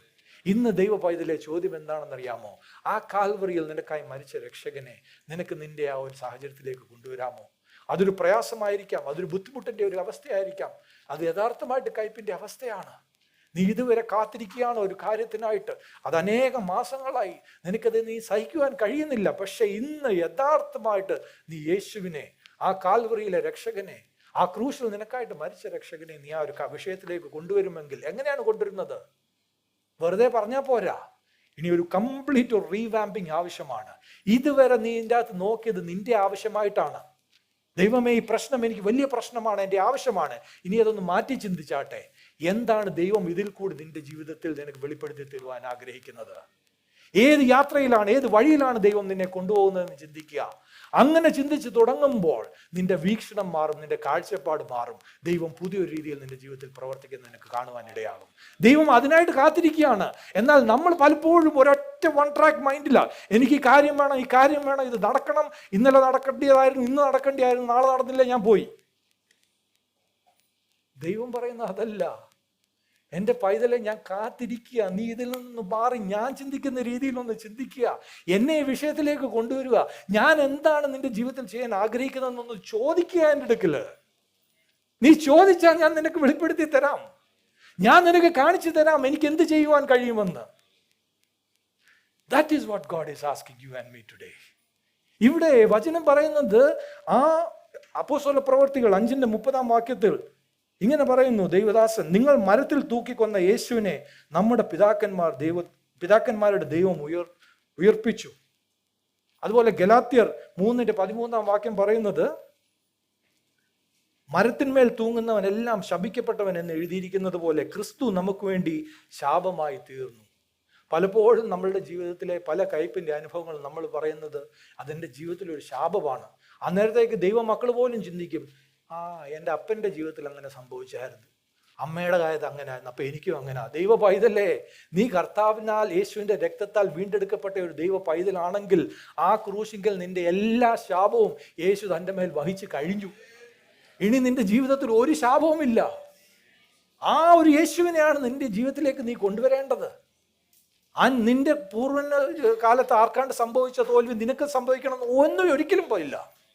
യേശു ക്രിസ്തുവിലാണെങ്കിൽ നീ ഒരു പുതിയ സൃഷ്ടി അത്രേ. പഴയതെല്ലാം കഴിഞ്ഞു പോയി, എല്ലാം പുതിയതായിരിക്കുന്നു. ഒരു തലമുറയുടെ ശാപവും നിന്റെ മേൽ ഭവിക്കയില്ല. നീ ഒരു പുതിയ സൃഷ്ടിയാണ്, നീ ദൈവ പൈതലാണ്. അതുകൊണ്ട് ആ മാറായെ മധുരമാക്കിയ അതേ കർത്താവ്, ആ യേശു ക്രിസ്തു, ആ കാൽവരി ക്രൂശിന്മേൽ മരിച്ച ആ കർത്താവിനെ നിന്റെ ആ ആവശ്യത്തിലേക്ക്, ആ അവസ്ഥയിലേക്ക് കൊണ്ടുവരിക. യഥാർത്ഥമായിട്ട് കർത്താവ് അത് തിരിച്ച് നിനക്ക് തരും, നല്ലതാക്കി തരും. ഈ ദൈവമക്കൾ മുൻപോട്ട് പോകുമ്പോൾ അടുത്തതായിട്ട് കാണുന്നു, ഇവർക്ക് വിശന്നു. മോശയോട് പുറപ്പാട് പുസ്തകം 16 അവിടെ നോക്കുമ്പോൾ 3 ഇസ്രായേൽ മക്കൾ അവരോട്, ഇവർക്ക് വിശന്നു, ഇവർക്ക് ഇമ്മീഡിയറ്റ്ലി ഭക്ഷണം വേണം. ഇന്ന് നമ്മളും അങ്ങനെയല്ലയോ? നമുക്കൊരാവശ്യം വരുമ്പോഴത്തേന് ഇമ്മീഡിയറ്റ് ആയിട്ട് സൊല്യൂഷൻ വേണം. അല്ലേ ചിന്തിക്കുന്നത്, പണ്ട് കാലം ഇതിനേക്കാളും നല്ലതായിരുന്നു, അല്ലയോ? ഞാൻ വിശ്വാസിയായി എൻ്റെ ജീവിതത്തിൽ പ്രയാസം എല്ലാം വന്നു. ഇവിടെ പറയുകയാണ്, ഇസ്രായേൽ മക്കൾ അവരോട്, ഞങ്ങൾ ഇറച്ചിക്കലങ്ങളുടെ അടുക്കലിരിക്കുകയും, എവിടാ? മിസ്രയീമിലായിരുന്നപ്പോൾ ഞങ്ങൾ ഇറച്ചിക്കലങ്ങളുടെ അടുക്കലിരിക്കുകയും തൃപ്തിയാകും വണ്ണം ഭക്ഷണം കഴിക്കുകയും ചെയ്ത മിസ്രയീം ദേശത്ത് വെച്ച് യഹോവയുടെ കയ്യാൽ മരിച്ചിരുന്നുവെങ്കിൽ കൊള്ളായിരുന്നു. നിങ്ങൾ ഈ സംഘത്തെ മുഴുവനും പട്ടിണിയിട്ട് കൊല്ലുവാൻ ഈ മരുഭൂമിയിലേക്ക് കൂട്ടിക്കൊണ്ട് വന്നിരിക്കുന്നു എന്ന് പറഞ്ഞു. പ്രയാസം വന്നപ്പോൾ ഉടനെ പറയുകയാണ്, ഇതിനേക്കാൾ നല്ല പഴയ ജീവിതമായിരുന്നു. എന്ത് കാര്യം, എന്ത് ഈസിയാ പറയാൻ, ഇല്ലയോ? എങ്ങനെയുള്ളവരാ അങ്ങനെ പറയുന്നത്? എപ്പോഴും നമ്മുടെ ആവശ്യം നടക്കണം, അല്ലെങ്കിൽ പിണക്കമാ, കർത്താവിനോട് അടുപ്പമില്ല, പള്ളിയോട് അടുപ്പമില്ല, ഒരു മീറ്റിങ്ങിനും ഇല്ല, എങ്ങുമില്ല. എല്ലാം നല്ലതാണെങ്കിൽ എല്ലാത്തിലും ഉണ്ട്. ഇവിടെ പറയുന്നത് എന്താണ്? ഞങ്ങൾ അവിടെ ആയിരുന്നപ്പോൾ ഇതിനേക്കാളും നല്ലതായിരുന്നു. ദൈവം മോശയോട് പറഞ്ഞു അവരോട്, ഇവിടെ 12 നീ അവരോട് സംസാരിച്ച്, നിങ്ങൾ വൈകുന്നേരത്തെ മാംസം തിന്നും, പ്രഭാതകാലത്ത് അപ്പം കൊണ്ട് തൃപ്തരാകും, ഞാൻ നിങ്ങളുടെ ദൈവമായ യഹോവയാകുന്നുവെന്ന് നിങ്ങൾ അറിയും എന്ന് പറക എന്ന് കൽപ്പിച്ചു. മോശയോ എന്തോട് ദൈവം മോശയിൽ കൂടി പറയുന്നത്? നിങ്ങൾ പ്രഭാതകാലത്ത് അപ്പം കൊണ്ട് തൃപ്തരാകും. ദൈവം പറയുകയാണ്, ഞാൻ നിങ്ങളെ സ്വർഗത്തിൽ നിന്ന് വരുന്ന അപ്പം കൊണ്ട് തൃപ്തരാക്കും. ഹല്ലേലൂയ. ദൈവം സ്വർഗത്തിൽ നിന്ന് അവർക്ക് മന്ന കൊടുത്തു, അവർ തൃപ്തരായി. പക്ഷെ ഞാനൊരു കാര്യം പറയട്ടെ, ഈ ദൈവം ജനം കണ്ടത് അതിൻ്റെ ലോകപരമായിട്ടുള്ള കാര്യം മാത്രമാണ്, വയറ് നിറഞ്ഞു. പക്ഷെ അതിൻ്റെ അകത്തും ഉണ്ടായിരുന്ന ആത്മീയമായിട്ടുള്ളൊരു കാര്യം എന്താണ്? ആ മന്ന സ്വർഗത്തിൽ നിന്ന് വന്നത് യേശു ക്രിസ്തു ആയിരുന്നു. ഹല്ലേലൂയ. അതുകൊണ്ടാണ് യോഹന്നാൻ 6:31 മുതൽ 35 വരെയുള്ള വാക്യങ്ങൾ പറയുന്നത്, നമ്മുടെ പിതാക്കന്മാർ മരുഭൂമിയിൽ മന്ന തിന്നു, അവർക്ക് തിന്നുവാൻ സ്വർഗത്തിൽ നിന്ന് അപ്പം കൊടുത്തു എന്ന് എഴുതിയിരിക്കുന്നുവല്ലോ എന്ന് പറഞ്ഞു. യേശു അവരോട്, ആമേൻ ആമേൻ, ഞാൻ നിങ്ങളോട് പറയുന്നു, സ്വർഗത്തിൽ നിന്നുള്ള അപ്പം മോശയല്ല നിങ്ങൾക്ക് തന്നത്, എൻ്റെ പിതാവ് അത്രേ സ്വർഗത്തിൽ നിന്ന് സാക്ഷാൽ അപ്പം നിങ്ങൾക്ക് തരുന്നത്. ദൈവത്തിൻ്റെ അപ്പമോ സ്വർഗത്തിൽ നിന്ന് ഇറങ്ങി വന്ന് ലോകത്തിന് ജീവനെ കൊടുക്കുന്നത് ആകുന്നു എന്ന് പറഞ്ഞു. അവർ അവനോട്, കർത്താവേ, ഈ അപ്പം എപ്പോഴും ഞങ്ങൾക്ക് തരണമേ എന്ന് പറഞ്ഞു. യേശു അവരോട് പറഞ്ഞത്, ഞാൻ ജീവന്റെ അപ്പമാകുന്നു. ഹല്ലേലൂയ. എൻ്റെ അടുക്കൽ വരുന്നവന് വിശക്കില്ല, എന്നിൽ വിശ്വസിക്കുന്നവൻ ഒരു നാളും ദാഹിക്കുകയുമില്ല. Hallelujah, hallelujah. നമ്മൾ ഈ പുറപ്പാട് പുസ്തകത്തിൽ വായിക്കുമ്പോൾ നമ്മൾ കാണുന്നത് എന്താണ്? അവർക്ക് സ്വർഗത്തിൽ നിന്ന് മന്ന വന്നു. യോഹന്നാന്റെ സുവിശേഷം യേശു എന്താണ് പറയുന്നത്? ഞാനാണ് സ്വർഗത്തിൽ നിന്ന് വരുന്ന അപ്പം. ഹല്ലേലൂയ. ആത്മീയമായിട്ടുള്ളതിനെ കാണുക എല്ലാ കാര്യങ്ങളിലും. എന്താണ് ദൈവം ഇതിൽ കൂടി ഉദ്ദേശിക്കുന്നത്? പുറപ്പാട് പുസ്തകം 16:35 വാക്യത്തിൽ ഇങ്ങനെ പറയുന്നു, കുടിപ്പാർപ്പുള്ള ദേശത്തെത്തുവോളം ഇസ്രായേൽ മക്കൾ 40 സംവത്സരം മന്ന ഭക്ഷിച്ചു. കനാൻ ദേശത്തിന്റെ അതിലെത്തുവോളം അവർ മന്ന ഭക്ഷിച്ചു. ദൈവം അവർക്കായിട്ട് വാഗ്ദത്തം നൽകിയ ദേശത്തിന്റെ അരികിലെത്തുവോളം അവരെന്ത് ചെയ്തു? അവർ മന്ന ഭക്ഷിച്ചു. നമുക്കായിട്ട് ദൈവം ഒരുക്കുന്ന വാഗ്ദത്ത ദേശത്തെത്തുവോളം നമ്മൾ സ്വർഗത്തിൽ നിന്നുള്ള മന്ന ഭക്ഷിക്കേണ്ടത് ആവശ്യമാണ്. ആ മന്ന യേശു ക്രിസ്തു തന്നെ. ഹല്ലേലൂയ. എന്നും യേശുവിനെ ഭക്ഷിച്ച് യേശുവുമായിട്ട് ഒന്ന് ചേർന്ന് നമ്മൾ മുൻപോട്ട് പോകേണ്ടത് ആവശ്യമാണ്. അവസാനമായിട്ട് നോക്കുമ്പോൾ ഇവർ ഒരു സ്ഥലത്തെത്തുകയാണ്. പുറപ്പാട് പുസ്തകം 17-ാം അധ്യായം റെഫിഡിം എന്ന് പറഞ്ഞ സ്ഥലത്തെത്തി. അവിടെ ചെന്നപ്പോൾ അവർക്ക് കുടിപ്പാൻ വെള്ളമില്ലായിരുന്നു. വീണ്ടും ഇസ്രായേൽ മക്കൾ പുറവർത്തു, ഞങ്ങൾക്ക് കുടിപ്പാൻ വെള്ളമില്ല, തരിക എന്ന് കലഹിച്ച് മോശയോട് പറഞ്ഞു. മോശ യഹോവയോട് നിലവിളിച്ചു. പുറപ്പാട് 17 4-ാം വാക്യം. മോശ യഹോവയോട് നിലവിളിച്ചു, ഈ ജനത്തിന് ഞാൻ എന്ത് ചെയ്യേണ്ടു? അവർ എന്നെ കല്ലെറിയാൻ പോകുന്നുവല്ലോ എന്ന് പറഞ്ഞു. ദൈവം മോശയോട് പറഞ്ഞു, നീ നദിയെ അടിച്ച വടിയും കയ്യിലെടുത്ത് ജനത്തിന്റെ മുമ്പാകെ കടന്നു പോകുക. ഞാൻ ഹൊറേബിൽ നിന്റെ മുൻപാകെ പാറയുടെ മേൽ നിൽക്കും, നീ പാറയെ അടിക്കണം, ഉടനെ ജനത്തിന് കുടിപ്പാൻ വെള്ളം അതിൽ നിന്ന് പുറപ്പെടുമെന്ന് കൽപ്പിച്ചു. Hallelujah, hallelujah. ഇസ്രായേൽ മൂപ്പന്മാർ കാണുകെ മോശ അങ്ങനെ ചെയ്തു. ദൈവം മോശയോട് പറഞ്ഞു, നീ ആ പാറമേൽ അടിക്കുക. ഹൊറേബിൽ ദൈവം മോശയുടെ മുൻപാകെ നിന്ന് പറഞ്ഞു, നീ ആ പാറമേൽ അടിക്കുക. ആ പാറയിൽ നിന്ന് ജനത്തിന് കുടിക്കാൻ, എൻ്റെ മക്കൾ കുടിക്കുവാൻ ഉള്ള വെള്ളം വരും. ഹല്ലേലൂയ. 1 കൊരിന്ത്യർ 10:4-ാം വാക്യം പറയുന്നു, 1 Corinthians 10:4. ആ പാറ ആരായിരുന്നു? യേശുവായിരുന്നു. Hallelujah, hallelujah. അവരെ അനുഗമിച്ച ആത്മീക പാറയിൽ നിന്നല്ലോ അവർ കുടിച്ചത്. ആ പാറ ക്രിസ്തുവായിരുന്നു. ഹല്ലേലൂയ. ദൈവമക്കളെ, മിസ്രൈമിൽ നിന്ന് പുറപ്പെട്ട ജനത്തെ തൻ്റെ വാഗ്ദത്ത ദേശത്തെത്തുവോളം ദൈവം കൈവിട്ടോ? ഇല്ല. എല്ലാ കാര്യങ്ങളിലും ദൈവം വെളിപ്പെടുത്തി കൊടുക്കുവാൻ ഒരു കാര്യം ആഗ്രഹിച്ച് എന്തായിരുന്നു? ക്രിസ്തുവിൽ കൂടിയാണ് ഇതെല്ലാം നാം പ്രാപിക്കുന്നത്. നാം ക്രിസ്തു യേശുവിലായിരിക്കേണ്ടത് ആവശ്യമാണ്. നമ്മളുടെ ജീവിതത്തിൽ ഒരവസ്ഥ വരുമ്പോൾ, ഒരു പ്രയാസം വരുമ്പോൾ, ഇന്ന് ദൈവമക്കളുടെ ജീവിതത്തിൽ സംഭവിക്കുന്ന കാര്യം ഇതാണ്. നമ്മൾ നോക്കുന്ന ഈ ലോകപരമായിട്ടുള്ള കാര്യം മാത്രമാണ്. എന്നാൽ ഇതിൻ്റെ അപ്പുറത്ത് ദൈവത്തിന് ആത്മീകമായിട്ടുള്ള ഒരു ഉദ്ദേശമുണ്ടെന്ന് നാം മനസ്സിലാക്കണം. ഞാൻ പറയട്ടെ, ഈ ലോകത്തിലെ അനുഗ്രഹവും സമ്പത്തും സ്വത്തും കൂടുതലുള്ളവരൊന്നും അല്ല യഥാർത്ഥമായിട്ട് ദൈവത്തിന്റെ സന്നിധിയിൽ യഥാർത്ഥമായിട്ട് ആത്മീയമായിട്ട് വലിയവൻ. ദൈവം മുൻപാകെ ക്രിസ്തു യേശുവിനെ കൂടുതൽ പ്രാപിച്ച് ഓരോ ദിവസവും ജീവിക്കുന്നവനാണ് ദൈവസന്നിധിയിൽ വലിയവൻ. അതുകൊണ്ട് ഈ ലോകത്തിന്റെ കാര്യങ്ങൾക്ക് പുറകെ മാത്രം ഓടാതെ, ഇവിടെ വചനം പറയുന്നു 1 കൊരിന്ത്യർ 10:5-ാം വാക്യം, ഇവരിൽ പലരും വാഗ്ദത്ത ദേശത്ത് പ്രവേശിച്ചില്ല. അവരുടെ ശരീരങ്ങൾ ആ മരുഭൂമിയിൽ തന്നെ നശിച്ചുപോയി. നമ്മൾ അങ്ങനെ ആയിപ്പോകരുത്. വിശ്വാസികൾ എന്ന് പറയുന്നുവെങ്കിലും ഈ ലോകത്തിന്റെ കാര്യങ്ങൾക്ക് പുറകെ ഓടി അവസാനം വാഗ്ദത്ത ദേശം പ്രാപിക്കാത്തവരായി പോകരുത്. മരുഭൂമിയിൽ നമ്മുടെ ശരീരങ്ങൾ വീണു പോകരുത്, നശിച്ചു പോകരുത്. യേശു അതാണ് പറഞ്ഞത് മത്തായി 7:21-ാം വാക്യത്തിൽ. ആ ദിവസത്തിൽ അനേകർ എന്നോട് പറയും, കർത്താവേ കർത്താവേ, ഞങ്ങൾ നിനക്കായിട്ട് പല കാര്യങ്ങൾ ചെയ്തു. യേശു പറയും അവരോട്, ഞാൻ നിങ്ങളെ അറിയുന്ന പോലുമില്ല. എന്തുകൊണ്ടെന്നാണ് അറിയാമോ? ഇവരെല്ലാം ഓടിപ്പോയത് ലോകപരമായ കാര്യത്തോട് പുറകെയായിരുന്നു.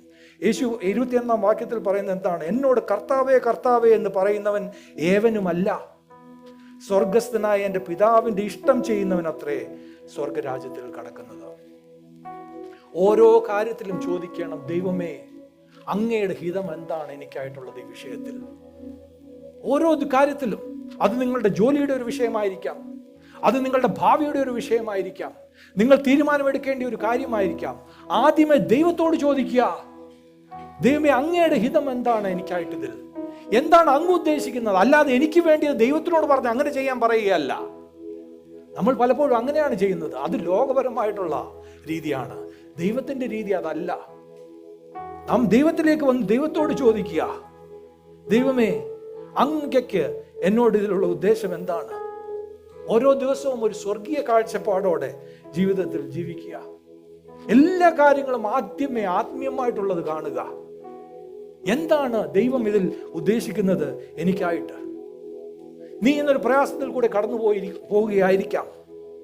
ഞാൻ പറയട്ടെ, ഇന്ന് വരെ നിന്റെ പ്രാർത്ഥനകൾ എല്ലാം നിന്റെ ആവശ്യം മാത്രമാണ്. അല്ലെങ്കിൽ ഒരു ദിവസം ആത്മീയമായിട്ട് ഉയർന്ന് അടുത്ത ദിവസം ആത്മീയമായിട്ട് താന്നു പോയിക്കൊണ്ടിരിക്കുകയാണ്. ദൈവം എന്ന് പറയുകയാണ്, ദൈവ പൈതലേ നീ എൻ്റെ അടുത്തേക്ക് വരിക. എന്നിട്ട് ദൈവത്തോട് പ്രാർത്ഥിക്കുക, ദൈവമേ ഇന്ന് വരെ ഞാൻ തന്നെ ഈ കാര്യം ചെയ്തുകൊണ്ടിരുന്നു, ഇന്ന് ഞാൻ അങ്ങേ ഇതിലേക്ക് വരുത്തുകയാണ് കർത്താവേ. ദൈവമേ അങ്ങ് എൻ്റെ ഈ വിഷയത്തിലേക്ക് വന്നാട്ടെ. Invite God into that situation. എന്ത് പ്രയാസം തന്നെ ആയിക്കൊള്ളട്ടെ, today invite God into that situation. കർത്താവേ അങ്ങ് ഈ വിഷയത്തിലേക്ക് വന്നാട്ടെ. അങ്ങനെയാകുമ്പോൾ എന്താണ് സംഭവിക്കുന്നതെന്ന് അറിയാമോ? നമ്മൾ യഥാർത്ഥമായിട്ട് സ്വർഗരാജ്യം അന്വേഷിക്കുകയാണ്, അല്ലേ? നമ്മുടെ ജീവിതത്തിൽ ഒരു ആവശ്യമുണ്ട്. പക്ഷെ ഇതുവരെ നമ്മളുടെ ആവശ്യം മാത്രം നോക്കിക്കൊണ്ട് പോവുകയായിരുന്നു. എന്നാൽ നാം എപ്പോൾ പ്രാർത്ഥിക്കുന്നു, ദൈവമേ അങ്ങ് ഈ വിഷയത്തിലേക്ക് വന്നാട്ടെ. എങ്ങനെയാണ്? ദൈവത്തോടു കൂടെയുള്ള നിന്റെ പ്രാർത്ഥന സമയം കുറച്ചുകൂടെ കൂട്ടുക, വേദപുസ്തക വായന കുറച്ചുകൂടെ കൂട്ടുക, എന്നിട്ട് അതിലായിരിക്കുക. അപ്പോൾ ദൈവം എന്താണ് നാം ചെയ്യുന്നത്? മുൻപേ സ്വർഗരാജ്യം അന്വേഷിക്കുകയാണ്. മത്തായി 6:33 എന്താണ് പറയുന്നത്? Seek ye first the kingdom of God and his righteousness, and everything needed will be added unto you. എന്ത് സംഭവിക്കുമെന്നറിയാമോ? ദൈവരാജ്യം അന്വേഷിക്കുമ്പോൾ, ദൈവത്തിന്റെ നീതി അന്വേഷിക്കുമ്പോൾ നമ്മുടെ പ്രാർത്ഥന സമയം കൂടും, വേദപുസ്തക വായന കൂടും. അപ്പോൾ നമ്മുടെ പ്രാർത്ഥന എന്തുവായി തീരുമെന്നറിയാമോ? May your kingdom come. May your will be done on earth as it is in heaven. നിന്റെ രാജ്യം എൻ്റെ ജീവിതത്തിൽ വരട്ടെ ദൈവമേ. സ്വർഗത്തിൽ എന്താണോ നിന്റെ ഹിതം എനിക്കായിട്ടുള്ളത് അത് ഈ ഭൂമിയിൽ നടക്കട്ടെ. അപ്പോൾ എന്ത് സംഭവിക്കും? ദൈവരാജ്യം വരും. ദൈവരാജ്യത്തോടു കൂടെ നമുക്ക് ആവശ്യമായിട്ടുള്ളതെല്ലാം നമ്മുടെ ജീവിതത്തിൽ വരികയും ചെയ്യും. ഹല്ലേലൂയ. അങ്ങനെ ആയിരിക്കണം നമ്മളുടെ ജീവിതം ഈ ദിവസങ്ങളിൽ. ദൈവമക്കൾ ഇങ്ങനെ ജീവിച്ച് വർഷങ്ങൾ കഴിഞ്ഞു പോകും, എളുപ്പം തീരും. നമ്മൾ അറിയുന്നതിന് മുൻപ് പ്രായമായി പോകും. പക്ഷെ നമ്മൾ യഥാർത്ഥമായിട്ട് ജീവിച്ച് തീർക്കുന്നത് എങ്ങനെയാണ്? ആവശ്യങ്ങളുടെ പുറകെ ഓടാതെ എല്ലാ കാര്യങ്ങളിലും ആത്മീയമായിട്ടുള്ളതിനെ അന്വേഷിക്കുക. എബ്രായർ 7:25 ഇങ്ങനെ പറയുന്നു, He is able to save to the uttermost those who come to God through Jesus. എന്താണ് പറയുന്നത്? അതുകൊണ്ട് താൻ മുഖാന്തരമായി ദൈവത്തോട് അടുക്കുന്നവർക്ക് വേണ്ടി പക്ഷവാദം ചെയ്യുവാൻ സദാ ജീവിക്കുന്നവനാകിയാൽ അവരെ പൂർണ്ണമായി രക്ഷിപ്പാൻ യേശു പ്രാപ്തനാകുന്നു. ഹല്ലേലൂയ. ദൈവത്തിന്റെ അടുത്തേക്ക് യേശു ക്രിസ്തുവിൽ കൂടി, അതായത് യേശുവുമായിട്ട് ഒന്നായിട്ട്, കർത്താവെ അങ്ങ് എൻ്റെ ജീവിതത്തിൽ കൂടുതൽ കൂടുതൽ എന്ന് പറഞ്ഞു വരുന്ന വ്യക്തിയെ യേശു എന്താണ് ബൈബിൾ പറയുന്നത്? He will save to the uttermost. അതായത് നീ എത്രയും താഴ്ത്തി പോയോ അവിടെയും യേശുവിൻ്റെ കരം വന്ന് നിന്നെ രക്ഷിക്കും. നീ പറയുന്നുണ്ടായിരിക്കാം, പക്ഷെ പാസ്റ്റർ ഇത് ഈ സിറ്റുവേഷൻ നിങ്ങൾക്ക് അറിയത്തില്ല. കർത്താവിന് അറിയാൻ പോയതല്ലേ. അതുകൊണ്ടാണ് പറയുന്നത് he will save to the uttermost. Hallelujah. എത്രയോ ഹോപ്പ്ലെസ് എന്ന് പറഞ്ഞാലും അവിടെ ദൈവത്തിന്റെ കരം വരും. നീ ദൈവത്തിന്റെ അടുത്തേക്ക് ക്രിസ്തു യേശുവിൽ കൂടിയാണ് വരുന്നതെങ്കിൽ യേശുവിന്റെ ആ സ്വഭാവം കൂടുതൽ കർത്താവ് എന്നിൽ വെളിപ്പെട്ട് ദൈവഹിതം എന്നിലാവേണം, ദൈവരാജ്യം എന്നിലാകണം എന്ന മനോഭാവത്തോട് വരുന്ന ഏവരുടെയും ജീവിതത്തിൽ ദൈവം അവരെ പൂർണ്ണമായി രക്ഷിപ്പാൻ ദൈവം പ്രാപ്തനാണ്. He will save to the utmost. നിങ്ങൾ പറയുന്നുണ്ടായിരിക്കാം, പക്ഷെ എൻ്റെ കുഞ്ഞിൻ്റെ ജീവിതത്തിലെ ഈ പ്രശ്നം ആർക്കും ഒന്നും ചെയ്യാൻ കഴിയത്തില്ലെന്ന്. പക്ഷെ ദൈവ പൈതലേ, you seek God like you heard today. ഇന്ന് നീ കേട്ടതുപോലെ ദൈവത്തെ ഒന്ന് അന്വേഷിച്ചാട്ടെ. ഒരൊറ്റ ദിവസം മതി ദൈവത്തിന് നിന്റെ ജീവിതത്തിലെ കുഞ്ഞിൻ്റെ ജീവിതം മാറ്റിമറിക്കുവാൻ. God will do it for you. ദൈവസന്നിധിയിൽ എഴുന്നേൽക്കാം.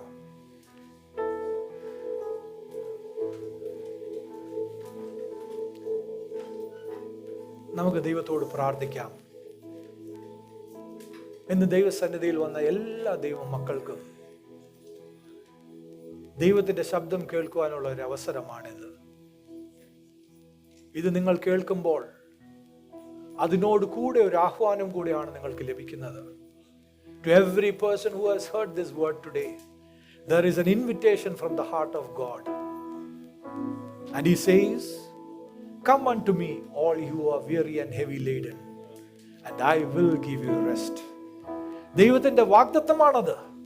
അധ്വാനിച്ചും ഭാരം ചുമന്നും നടക്കുന്നവരെ എൻ്റെ അടുത്തേക്ക് വരുവീൻ, ഞാൻ നിങ്ങളെ ആശ്വസിപ്പിക്കും.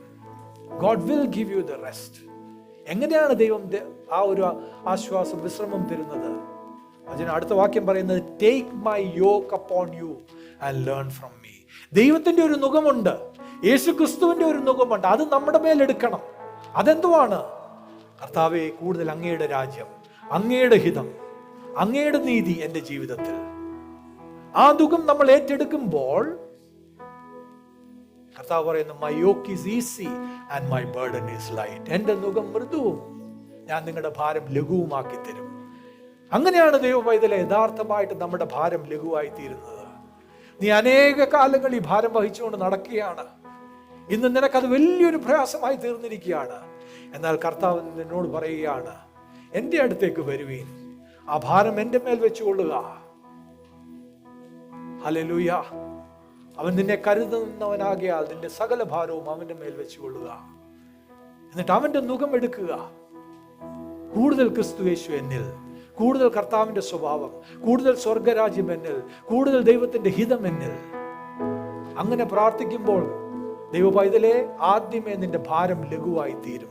രണ്ടാമതായിട്ട് എന്താണ് പറയുന്നത്? മുൻപേ സ്വർഗരാജ്യവും അവന്റെ നീതിയും അന്വേഷിപ്പീൻ, എന്നാൽ നിനക്ക് ആവശ്യമായിട്ടുള്ളതെല്ലാം ദൈവം നിനക്ക് ചെയ്തു തരും. ഹല്ലേലൂയ.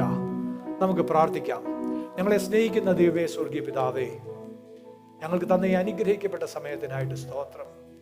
അങ്ങയുടെ വചനത്തിൽ കൂടി അങ്ങ് ഞങ്ങളോട് ഓരോരുത്തരോടും സംസാരിച്ചിരിക്കുന്നതിനായിട്ട് ഞങ്ങൾ അങ്ങേക്ക് നന്ദി കരയേറ്റുന്നു. കർത്താവേ, ഞങ്ങൾ ഈ വചനം കേട്ടവരായിട്ട് മാത്രമല്ല, ഞങ്ങളുടെ നല്ല നിലമാകുന്ന ഹൃദയങ്ങളിലേക്ക് ഇത് സ്വീകരിച്ച് അങ്ങയുടെ സന്നിധിയിൽ നിന്ന് ഞങ്ങൾ പോകുമ്പോൾ കർത്താവേ, ഇന്നൊരു സമർപ്പണത്തോടെ ഞങ്ങൾ പോകുന്നു. ഇന്ന് വരെ ഞങ്ങൾ ജീവിച്ചതുപോലെ അല്ല കർത്താവേ. ഇന്ന് വരെ ഞങ്ങൾ ഈ ലോകത്തിലെ ആവശ്യങ്ങൾക്ക് പുറകെ ഓടി എല്ലാ ആവശ്യങ്ങൾക്കും ഞങ്ങൾക്കൊരു ഭാരമായി തീർന്നു കർത്താവേ. ഞങ്ങളുടെ ജീവിതത്തിലെ എല്ലാ ആവശ്യവും ഞങ്ങൾക്കൊരു ഭാരമായി തീർന്നു. എന്നാൽ അങ്ങ് ആഗ്രഹിച്ചത് ആ ആവശ്യങ്ങളിൽ ഞങ്ങൾ അങ്ങിലേക്ക് തിരിയണം, അങ്ങയെ പ്രാപിക്കണം, അങ്ങയെ അറിയണമെന്നാണല്ലോ ദൈവമേ. അത് ഞങ്ങൾ ഇതുവരെ ചെയ്തില്ല. ഇന്ന് കർത്താവെ, ഞങ്ങളെ തന്നെ താഴ്ത്തി സമർപ്പിക്കുന്നു. യേശുവിന്റെ രക്തത്താൽ ഞങ്ങളെ ശോധന ചെയ്യണമേ. ഞങ്ങളുടെ കുഞ്ഞാടാകുന്ന യേശു, ഞങ്ങളുടെ മന്ന ആകുന്ന യേശു, ഞങ്ങളുടെ പാറയാകുന്ന യേശു, ഹല്ലേലൂയ, ഹല്ലേലൂയ, മാറായ മധുരമാക്കി തീർക്കുന്ന യേശു ഞങ്ങളുടെ ഓരോരുത്തരുടെയും ജീവിതത്തിൽ ഞങ്ങൾ ഇന്ന് പ്രാപിക്കുവാൻ ആഗ്രഹിക്കുന്നു. കൂടുതൽ കൂടുതൽ യേശു ഞങ്ങളിൽ വെളിപ്പെടണം. അവനോ വളരണം, ഞാനോ കുറയണം. That is our prayer this day, Lord. അതാണ് ഇന്ന് ഞങ്ങളുടെ പ്രാർത്ഥന കർത്താവേ. ഞങ്ങളുടെ ഓരോരുത്തരുടെയും ജീവിതത്തിൽ ക്രിസ്തുവോ വളരണം, ഞാനോ കുറയണം. More of heaven, more of your kingdom, more of your nature, more of your righteousness, more of your holiness in our life, Lord. കൂടുതൽ പരിശുദ്ധി കർത്താവേ, കൂടുതൽ അങ്ങയുടെ നീതി ദൈവമേ ഞങ്ങളുടെ ഓരോരുത്തരുടെയും ജീവിതത്തിൽ പ്രാപിക്കുവാൻ സഹായിക്കണമേ എന്ന് പ്രാർത്ഥിക്കുന്നു. അതിനായിട്ട് ഞങ്ങളെ ഏവരെയും സമർപ്പിക്കുന്നു. ഞങ്ങളെയും ഞങ്ങളുടെ കുടുംബങ്ങളെയും ഞങ്ങളുടെ കുഞ്ഞുങ്ങളെയും ഞങ്ങളുടെ ജോലികളെയും ഞങ്ങളുടെ ആവശ്യങ്ങളെയും എല്ലാം കർത്താവേ ഞങ്ങൾ അങ്ങേക്ക് സമർപ്പിക്കുന്നു. അവിടുന്ന് തന്നെ പ്രവർത്തിക്കണമേ. അങ്ങ് ഞങ്ങൾക്ക് മതിയായവനെന്ന് ഞങ്ങൾ വിശ്വസിക്കുന്നു. ഞങ്ങൾക്ക് മതിയായവനായ ദൈവം, ഞങ്ങളെ സാത്താന്റെ ബന്ധനത്തിൽ നിന്ന് പുറത്തു കൊണ്ടുവന്ന ദൈവം അങ്ങ് തന്നെ ഞങ്ങളെ കർത്താവേ അങ്ങയുടെ വാഗ്ദത്ത ദേശത്തിലേക്ക് എത്തിക്കുമെന്ന് ഞങ്ങൾ വിശ്വസിക്കുന്നു. അതിനായിട്ട് ഞങ്ങളോട് സഹകരിക്കുവാൻ, അങ്ങയോട് കൂടെ പ്രവർത്തിക്കുവാൻ, യേശു ക്രിസ്തുവിൽ കൂടി എല്ലാം പ്രാപിക്കുവാൻ, യേശു ക്രിസ്തുവിൽ കൂടി എല്ലാം നിലനിൽക്കുവാൻ, യേശു ക്രിസ്തുവിൽ കൂടി എല്ലാം ഫലപ്രദമാകുവാൻ ഞങ്ങളുടെ ഓരോരുത്തരുടെയും ജീവിതത്തിൽ ഇടയാക്കണമെന്ന് പ്രാർത്ഥിക്കുന്നു. യേശുവിന്റെ നാമത്തിൽ അപേക്ഷിക്കുന്നു. കൃപയുണ്ടായി കേൾക്കണമേ. ആമേൻ, ആമേൻ, ആമേൻ. നമ്മുടെ ശബ്ദങ്ങൾ ഉയർത്തി ദൈവത്തിന് നന്ദി കരേറ്റാം.